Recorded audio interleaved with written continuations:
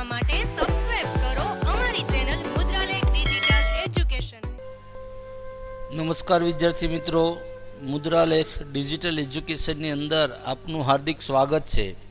મિત્રો, આપણે ધોરણ 12 વિષય ઇકોનોમિક્સ એટલે કે અર્થશાસ્ત્રની અંદર પ્રકરણ નંબર 7 વસ્તીની અંદર આપણે અભ્યાસ કરી રહ્યા છીએ। તો મિત્રો, આ વિડિયો લેક્ચરની અંદર આપણી સમક્ષ એવો પ્રશ્ન આવે છે કે ભારતમાં વસ્તીનું કદ અને વસ્તી વૃદ્ધિનો દર સમજાવો। તો પહેલાં આપણે વસ્તીનું કદ કોને કહેવાય, વસ્તીનું કદ એટલે શું, તો પહેલાં આપણે એનો અર્થ જોઈએ।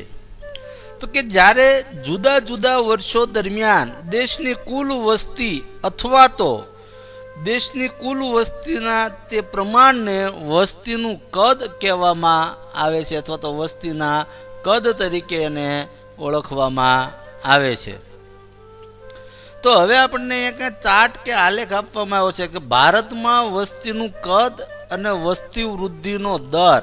તો કે ભારતમાં વસ્તીનું કદ કેટલું છે અને એનો દર કેટલો છે, તો કે 1901 થી લઈને 2011 સુધીના આ 10 સમયગાળા દરમિયાન ભારતમાં વસ્તીનું પ્રમાણ કેવું રહ્યું હતું એની આપણે આંકડાકીય માહિતી જોઈએ, પછી આપણે એનું વિશ્લેષણ કરીશું। મિત્રો, આમાંથી MCQ કે SQમાં આંકડાકીય માહિતી યાદ રાખવી જરૂરી છે, કારણ કે MCQ કે SQની અંદર આમાંથી તમને અવારનવાર સવાલ પૂછાશે। તો આપણને અહીંયા વર્ષ આપ્યું છે, વચ્ચે વસ્તી કરોડમાં અને વસ્તીનો ટકાવારી વૃદ્ધિ દર એટલે કે વાર્ષિક સરેરાશ। તો 1901માં કુલ વસ્તી ભારતની 23.8 કરોડ હતી અને એની સામે વસ્તી વૃદ્ધિનો દર 0.08 જેટલો રહ્યો। એવી જ રીતે આપણે સ્ટેપ બાય સ્ટેપ આગળ હાલવી તો 1911ની અંદર 25.2 અને વસ્તી વૃદ્ધિનો દર 0.57। 1921ની અંદર વસ્તી 25.1 કરોડ જેટલી હતી, જ્યારે વસ્તી વૃદ્ધિનો દર 0.3। 1931ની અંદર 27.9 કરોડ જેટલી વસ્તી રહી હતી, જ્યારે એનો વસ્તી વૃદ્ધિનો દર 1.04। 1941ની અંદર 31.9 કરોડની વસ્તી રહી હતી, જ્યારે વસ્તી વૃદ્ધિનો દર 1.33। 1951માં 36.1 કરોડ વસ્તી હતી અને વસ્તી વૃદ્ધિનો દર 1.25 જેટલો રહ્યો હતો। આ જ રીતે આપણે બધા વર્ષોની પહેલાં વસ્તીની માહિતી મેળવીએ। 1961ની અંદર 43.9 કરોડ વસ્તી હતી, વસ્તી વૃદ્ધિનો દર 1.96 હતો। 1971ની અંદર 54.8 કરોડ વસ્તી હતી, જ્યારે વસ્તી વૃદ્ધિનો દર 2.20 જેટલો થયો। 1981ની અંદર વસ્તી 68.3 કરોડ હતી, એનો વસ્તી વૃદ્ધિનો દર 2.22। 91ની અંદર 84.6 અને વસ્તી વૃદ્ધિનો દર 2.16। 2001ની અંદર ભારતની વસ્તી 102.7 કરોડ જેટલી થવા પામી અને 1.97 જેટલો વસ્તી વૃદ્ધિનો દર, જ્યારે છેલ્લી વસ્તી ગણતરી પ્રમાણે 2011ની જ્યારે વસ્તી ગણતરી કરવામાં આવી ત્યારે ભારતમાં વસ્તી વૃદ્ધિ એટલે કે ભારતની વસ્તીનું કદ 121.2 કરોડ જેટલી હતી અને સામે વૃદ્ધિ દર 1.66, જ્યારે સૌથી વધુ વૃદ્ધિ દર છે 1981ના દાયકાની આસપાસ આપણને જોવા મળે છે। તો મિત્રો, આ રીતે ભારતની અંદર વસ્તીનું કદ અને વસ્તી વૃદ્ધિનો દર એની આંકડાકીય માહિતી આપણી સમક્ષ આવી। હવે આપણે આ આંકડાકીય માહિતીનું આપણે વિશ્લેષણ કરવાનું છે। તો કે વિશ્લેષણ અને ત્યારબાદ એના ઉપરથી આપણે તારણો કાઢવાના છે।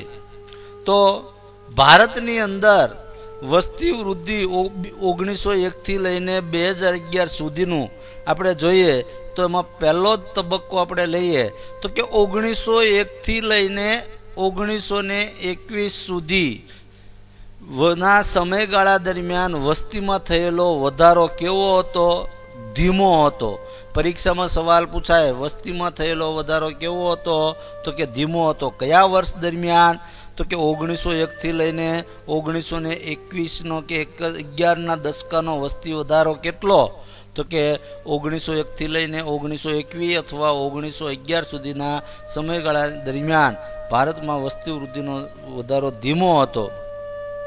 અને આ સમયગાળા દરમિયાન એટલે કે 1901 લઈને 1911ના દશકામાં ભારતની વસ્તીમાં 5.7% વધારો થયો, જ્યારે 1911 લઈને 21ના દશકમાં 0.3%નો ઘટાડો થયો જોવા મળે છે.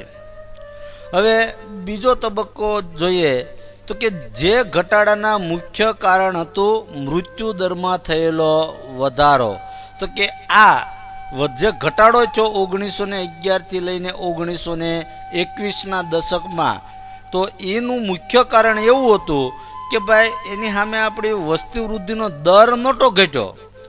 વસ્તીમાં વધારો તો એની જ પોઝિશનમાં થતો હતો, પરંતુ તેની સામે આપણે મૃત્યુ દર વધ્યો હતો, એટલે આપણે વસ્તી વૃદ્ધિનો દર ઘટ્યો. અને આવા અનેક વાર પડતા દુષ્કાળો, કોલેરા, પ્લેગ, ક્ષય, મેલેરિયા, ઇન્ફ્લુએન્ઝા આવા રોગોના ઊંચા પ્રમાણને કારણે જ વસ્તી મૃત્યુ દર વધવાનું જવાબદાર કારણ બને છે.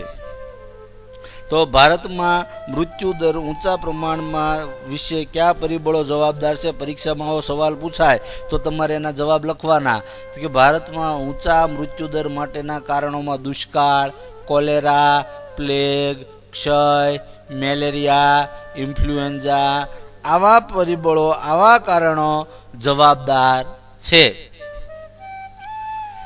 ત્યારબાદ આપણે આગળ જોઈએ વિશ્લેષણની અંદર, તો 1921ના વર્ષને બાદ કરતા ત્યારબાદના દરેક વર્ષોમાં વસ્તી વૃદ્ધિનો દર ઊંચો રહેવા પામ્યો છે.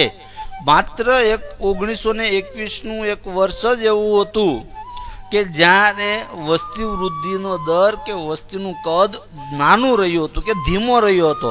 પરીક્ષામાં એસક્યુ પૂછાય મિત્રો 1921ના વર્ષને કયા વર્ષ તરીકે અથવા તો સેના તરીકે ઓળખવામાં આવે? તો 1921ના વર્ષને મિત્રો મહાવિભાજક વર્ષ તરીકે ઓળખવામાં આવે છે. કારણ કે આ એક વર્ષ એવું હતું જ્યારે વસ્તીનો દર એકદમ નીચો રહ્યો હતો. તેથી વસ્તી વધારાની દ્રષ્ટિએ જોઈએ તો કે 1921ના વર્ષને મહાન વિભાજક વર્ષ તરીકે ઓળખવામાં આવે. હમણાં મેં તમને કીધું પ્રશ્ન પૂછાય 1921ના વર્ષને કયા નામથી ઓળખવામાં આવે છે?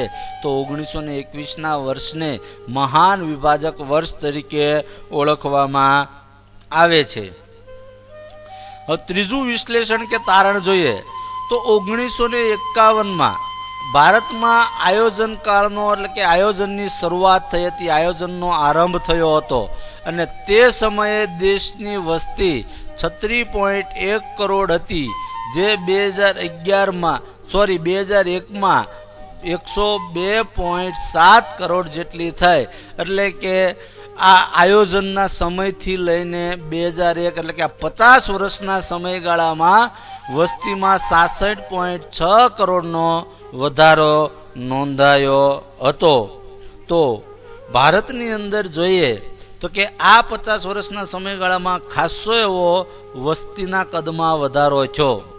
હવે ચોથું વિશ્લેષણનું તારણ જોઈએ તો કે હાલના એટલે કે વર્તમાન સમયમાં ભારતમાં વાર્ષિક વસ્તી વધારો 170 લાખ જેટલો છે. કેટલો છે?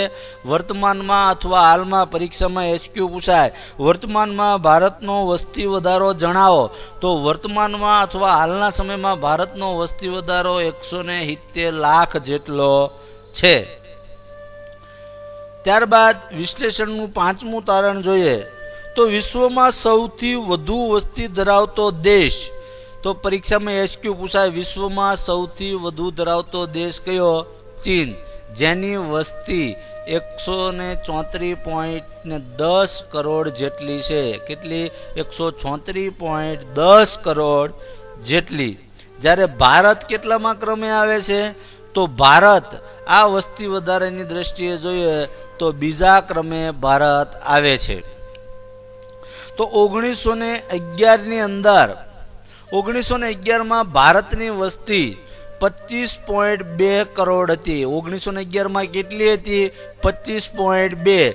તે વધીને 2011માં 121.2 કરોડ જેટલી થવા પામી છે. તો વિશ્વમાં સૌથી વધુ વસ્તી ધરાવતો દેશ કયો અને તેની વસ્તી કેટલી? આવો સવાલ પૂછાય તો વિશ્વમાં સૌથી વધુ વસ્તી ધરાવતો દેશ ચીન અને તેની વસ્તી 134.10 કરોડ જેટલી હતી. તો વસ્તી વધારામાં ભારતનો ક્રમ જણાવો. તો વસ્તીની દ્રષ્ટિએ જોઈએ તો ભારતનો ક્રમ કેટલામો છે? બીજો. આગળ વધીએ તો વસ્તી વૃદ્ધિના સંદર્ભમાં એક બાબતોમાં નિષ્ણાંતોએ એવી આગાહી કરી હતી કે 2000ના વર્ષ સુધીમાં ભારતની વસ્તી 100 કરોડનો આંક વટાવી જશે. અને આ માહિતી અને આ જે ભવિષ્યવાણી કરવામાં આવી હતી નિષ્ણાંતો દ્વારા, અને એ ભવિષ્યવાણી આપણી સાચી પડી. કારણ કે 2011ની વસ્તીની ગણતરીમાં જોઈએ તો 2011ની વસ્તી ગણતરીની અંદર ભારતની વસ્તી 125 પોઈન્ટ જેટલી થઈ ગઈ અને 2001માં 102.7 કરોડ જેટલી ભારતની વસ્તી ઓલરેડી થઈ ચૂકી હતી. તો આવી આગાહીને કારણે આપણે જોઈએ છે તો 1997ના વિશ્વ વિકાસ અહેવાલ મુજબ 1995માં ભારતની વસ્તી 93 કરોડ હતી. એટલે કે 2011ના વસ્તી ગણતરીના અહેવાલ પ્રમાણે 2011થી લઈને 2025ના સમયગાળા દરમિયાન ભારતની વસ્તી 139.8 કરોડ થવાનો નિષ્ણાંતોનો અંદાજ છે. તો નિષ્ણાંતોનો આ અંદાજ આપણે જોઈએ તો આ અંદાજનો કોઈ ખોટો નથી. ભારતની અંદર એક બે વાક્યમાં તમને સવાલ પૂછાય કે 2011થી 2025ના સમયગાળા દરમિયાન ભારતની વસ્તીનો અંદાજ કેટલો હશે તે જણાવો. તો અંદાજે ભારતની વસ્તી 139.98 કરોડ જેટલો અંદાજ હશે.